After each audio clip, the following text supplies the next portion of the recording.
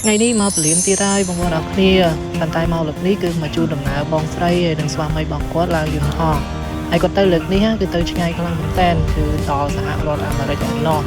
គឺដោយសារតែគាត់មានឱកាសឈ្នះឆ្នោត EV program របស់សហរដ្ឋអាមេរិកដែលគាត់បានជាប់ឆ្នោតហើយគាត់បានរត់ឯកសារការសម្ភារផ្សេងៗនេះគឺជោគជ័យទាំងអស់ទៅដំបូងចាស់មិនដឹងថាខែណាឆ្នាំណាអាចត្រឡប់មកលេងស្រុកកំណើតវិញបានទេអញ្ចឹងបងប្អូនទាំងអស់គ្នាបានមកជួបដំណើរជាថ្ងៃដែលគាត់ឡើងយន្តហោះអញ្ចឹងណា say goodbye ខអឲ្យសុខភាពតាមផ្លូវនៅស្រុកស៊ីនឹងបាននៅស្រុកគេហើយនេះបងប្អូនគេលេងជាមួយគ្នា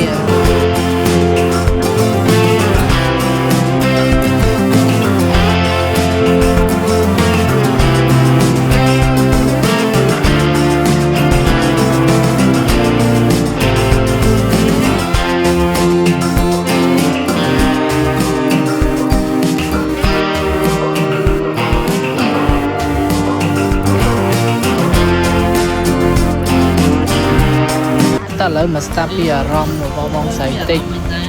អារម្មណ៍ហ្នឹងតែសប្បាយអហើយតែក៏បាក់ចិត្តចឹងបែកពីស្រុកយើងហើយនៅវាស្រុកយើងឥឡូវវាពុំអាប៉ាំងគ្នាហូរចឹងទៅវាដូច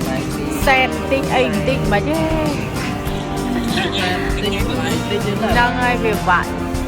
និយាយទៅវាថាស្ថានភាពហ្នឹងវាថាឲ្យសប្បាយអហ្មងវាអត់សប្បាយអត់កើតហ្នឹងហើយឃើញចាំបងប្អូនយើងកំពុងភាសទឹកឲ្យនោះដូចបងអីនោះអត់មកពីកោះកុងឥឡូវបានឡើងមកជូនប្អូនមកពលានគេដែរទៅអត់គិតថាគេត្រូវបានមកហើយនេះគេថតចុះប្លុកហើយវីដេអូនេះដែរខ្ញុំធ្វើឡើងទុកជាអនុស្សាវរីយ៍ជាថ្ងៃជួបដំណើរថ្ងៃដំបូងដែលបងស្រីបងថ្លៃទៅរស់នៅស្រុកគេសហរដ្ឋអាមេរិកក៏ដូចជាក្មួយហើយនឹងកូនដែលវានៅតូចវាលេងជាមួយគ្នាពេលវាត្រឡប់មកវិញវាជួបបងប្អូនវាចឹងទៅជានឹកឃើញអនុស្សាវរីយ៍ល្អ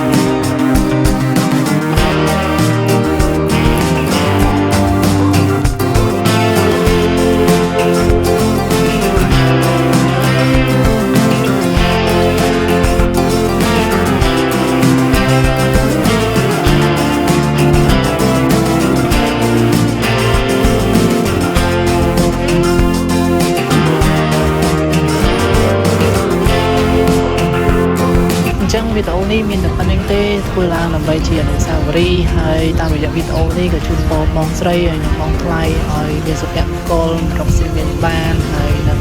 សុខភាពល្អសុខភាពទាំងការធ្វើដំណើរទាំងការរស់នៅឲ្យសុខសប្បាយ